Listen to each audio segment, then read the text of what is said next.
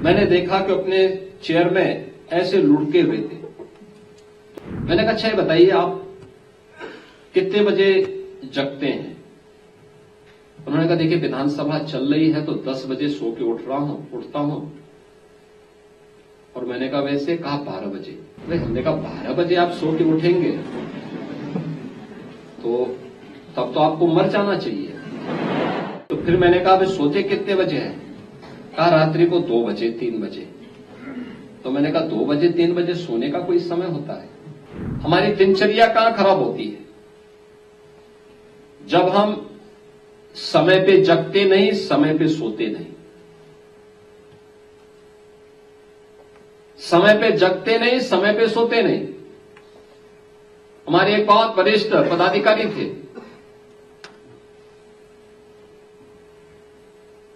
आज से 4 वर्ष पहले की घटना है। उत्तर प्रदेश विधानसभा के संचालन के साथ उनको जुड़ना था,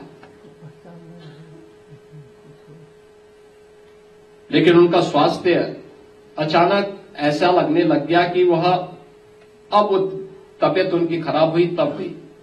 हमारे एक मंत्री मुझसे बोले, कहा कि उनका तो लगता है स्वास्थ्य ठीक नहीं है,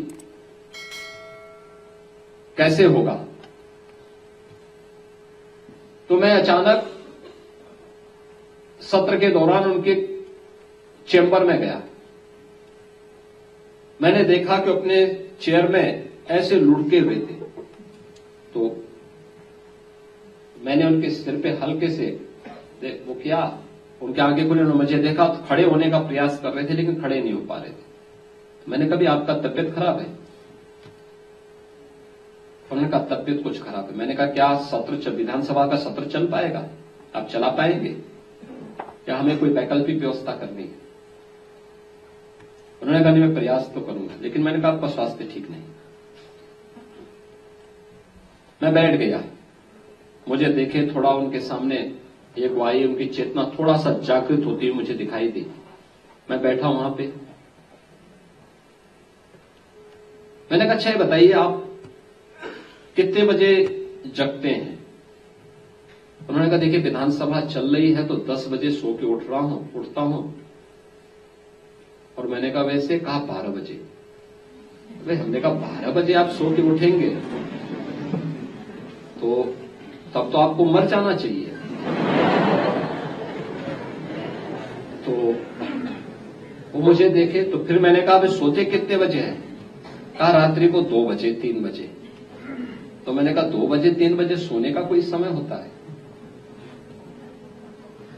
मैंने कहा, देखिए आप अगर जीवित रहना चाहते हैं तो आप बहुत देर करेंगे, बहुत ज्यादा अगर आपको लेट हुई तो 11 बजे तक आप सो जाया करिए और धीरे धीरे करके कम करिए। पहले दिन 12 बजे सोइए, फिर उसको 11:30 करिए, फिर 11 बजे करिए, फिर 10:30 करिए, फिर 10 बजे करिए और 10 बजे तक हर हाल में सो जाइए। उन्होंने कहा, मुझे लिखने का काम करना होता है। मैंने कहा, लिखने पढ़ने का जो भी काम करना होता है उसके लिए आप ब्रह्म मुहूर्त में करिए काम।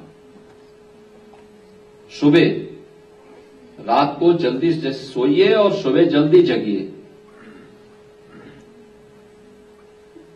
तो उन्होंने कहा, इससे क्या होगा? मैंने कहा, आप देखना, आप केवल एक काम करिए, पहले केवल अपने को नियम संयम के साथ जोड़ दीजिए। समय पे जगना, समय पे सोना, समय पे अपना नाश्ता लेना, समय पे अपना भोजन लेना।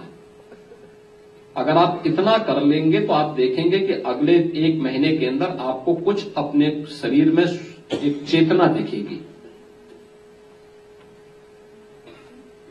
वे चुप रहे। उन्होंने कहा, फिर मैंने कहा, सुबह प्रयास होना चाहिए कि सूर्योदय के पहले पहले आप नित्य क्रिया से निवृत्त होकर के स्नान आदि करके पूजा वगैरह करते हैं तो पूजा वगैरह कर लीजिए और फिर अपना अन्य कार्य निपटाइए। अगर आपके पास समय है तो उस दौरान आप मॉर्निंग वॉक भी कर लीजिए, थोड़ा थोड़ा प्रयास करिए। अभी तो आप चल नहीं पाएंगे, कोई सहयोगी लीजिए आप। और फिर प्राणायाम का अभ्यास करिए। मैंने एक योग से जुड़े हुए प्रशिक्षक को उनके यहां पास भेजा। मैंने कभी नियमित रूप से इनको 5 मिनट से बढ़ाते जाइए, 5 से 7, 7 से 10, 10 से 15, 15 से 20, 25 और आधे घंटे तक लेके जाइए। इनको प्राणायाम का अभ्यास कराइए।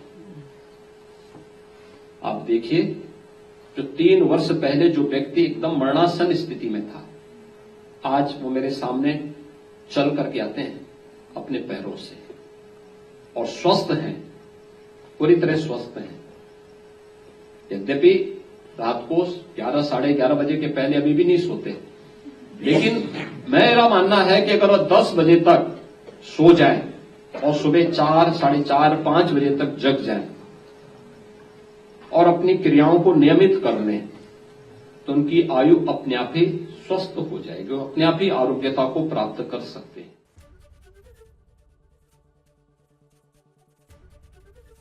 एबीपी गंगा, खबर आपकी, जुबान आपकी।